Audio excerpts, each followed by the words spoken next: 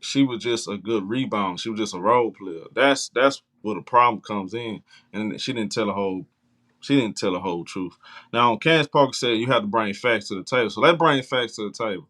Okay, so at no point of Angel Reese's career she was never a top tier player in no level. Not high school, not college. And we saying the WNBA, she's definitely a top tier player. The problem is you slighted her. You said she was on a rebound. Angel Reese have always been more than just a The Chicago Sky experienced a devastating defeat against the Minnesota Lynx, displaying concerning levels of poor performance across multiple areas. The final outcome represents more than a simple loss. It demonstrates fundamental organizational problems that extend beyond individual statistics. Minnesota dominated the contest with a comprehensive 91-68 victory, establishing control from the opening possession and maintaining pressure throughout all 4 quarters. The Lynx approached the game with clinical precision, systematically dismantling Chicago's strategies and exposing significant weaknesses in their overall approach to basketball. The problem is you slighted her. You said she was on a rebound. Angel Reese have always been more than a rebound. You feel what I'm saying?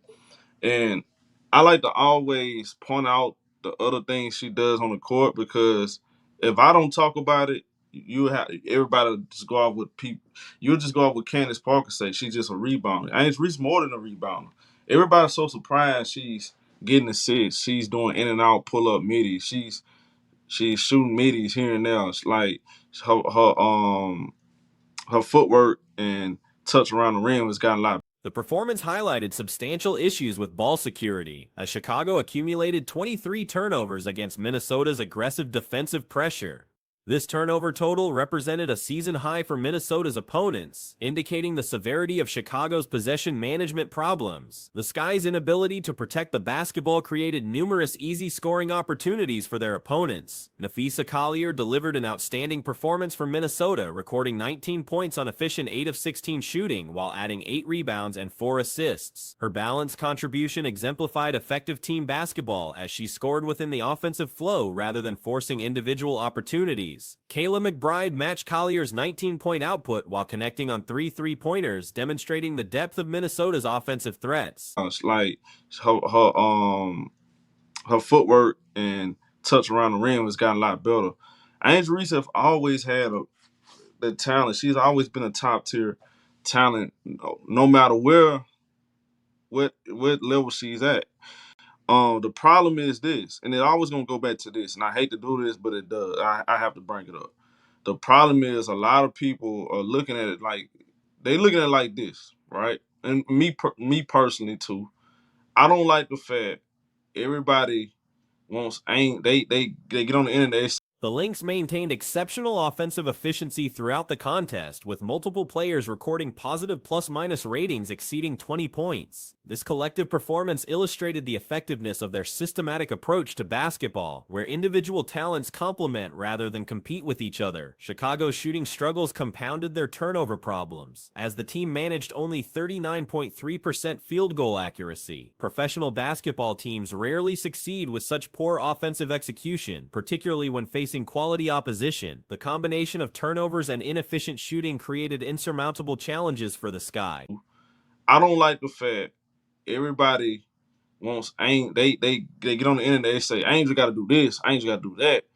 Angel is doing. She been doing all this stuff, right? But she's doing it more now because they're allowing her to show up for Arsenal, and she's literally showing you she's a complete player, right? Now, she says she's has to go up against women that's been doing it for years. True, Angel Reese is playing a powerful position. That's by far the toughest position in the league. That position's been carrying. Angel Reese's performance encapsulated many of Chicago's systematic problems. Despite maintaining her double-double streak with 11 points and 11 rebounds, she committed 9 turnovers while recording only 3 assists. This statistical combination demonstrates the disconnect between individual achievements and team success. The turnover issues weren't isolated incidents but rather fundamental breakdowns in basic basketball execution. Reese attempted inappropriate passes, traveled multiple times in post positions, and lost ball control under minimal defensive pressure. These mistakes occurred when she handled the basketball at midcourt, a responsibility that exceeded her current skill set. The contrast between Reese's role and her capabilities became particularly evident during possessions where she attempted to initiate. The Indiana Fever delivered an impressive performance against the Dallas Wings in Indianapolis, showcasing a dominant 10-2-83 victory that highlighted significant changes in their offensive approach. The contest demonstrated how strategic adjustments can transform team dynamics and individual player effectiveness. Stephanie White's coaching adjustments became immediately apparent from the opening possession. The Fever implemented a read-and-react offensive system that prioritized getting Caitlin Clark involved early and often. This strategic shift represented a notable departure from previous game plans and appeared to address recent criticisms about Clark's role within the offense. Clark's performance exemplified the benefits of this tactical evolution. She recorded a double-double with 14 points and 13 assists while committing only 2 turnovers, a remarkable improvement in ball security that addressed one of the primary concerns surrounding her recent play. Her 5 steals added defensive value that complemented her offensive contributions. The assist total particularly stood out as evidence of Clark's enhanced involvement in facilitating offense. 13 assists represent exceptional court vision and decision-making, especially when paired with minimal turnovers. This ratio suggests improved chemistry with teammates and better understanding of offensive timing and spacing. Clark's 25 minutes of playing time allowed her to establish rhythm while managing workload effectively. The reduced turnover count demonstrated progress in areas where she had faced criticism, showing adaptation to professional-level defensive pressure and improved decision-making in traffic. The supporting cast delivered exceptional performances that complemented Clark's playmaking abilities. Kelsey Mitchell contributed 23 points and 4 rebounds while shooting efficiently from multiple areas of the court. Her scoring provided the offensive punch needed to capitalize on Clark's distribution. Natasha Howard added 18 points and 2 rebounds, offering veteran leadership and consistent scoring from the front court. Her production helped establish interior presence that opened driving lanes and created better spacing for perimeter players. Leah Boston recorded 17 points, 3 rebounds, and 3 assists, demonstrating improved offensive versatility beyond her typical rebounding and defensive contribution. Her expanded role showed the team's depth and multiple scoring options. Sophie Cunningham continued her recent hot streak with 13 points, 3 rebounds, and 5 assists.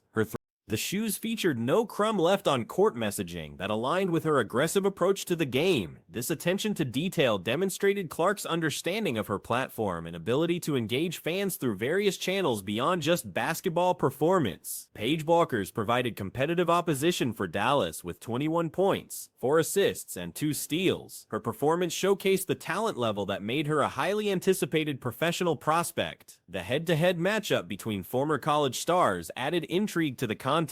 However, the systemic differences between the two teams became apparent throughout the game. Dallas's offensive approach appeared more tailored to Bueckers' specific skill set, while Indiana's system required Clark to adapt to